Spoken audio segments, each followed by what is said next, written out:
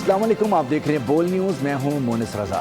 मैं हूं माहरुख शहरियार। बुलेटिन का बाकायदा आगाज करेंगे और सबसे पहले अहम बहस और गर्मा गर्म बहस की बात करेंगे। वज़ीर आज़म मुल्क को मसाइल से निकालना चाहते हैं, लेकिन कुछ वज़रा मुश्किलात पैदा करते हैं।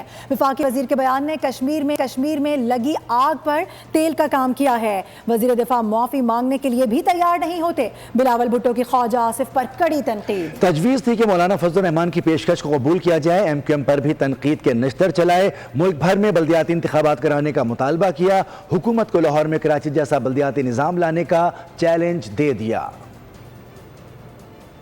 एक मुस्बत अंदाज से इस तरफ और उस तरफ इंगेज करके मुल्क को मसाइल से निकालना चाहता है। वजीर आजम साहब के चंद ऐसे वजीर हैं मजीद मुश्किलात पैदा करते हैं कि ऐसा वजीर आज तक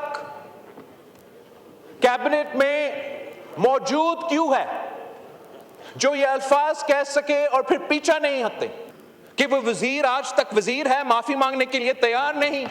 कि ये जो आग जो लगा हुआ है कश्मीर में, ये एक वो वाकई वजीर का बयान है।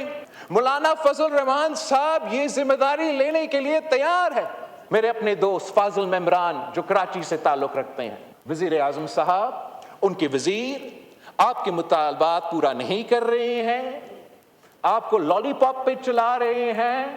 मैं दावत देता हूं कि जो मैंने कराची में बल्दियाती निजाम लेकर आया है वो आप लाहौर में जरा लेकर आए।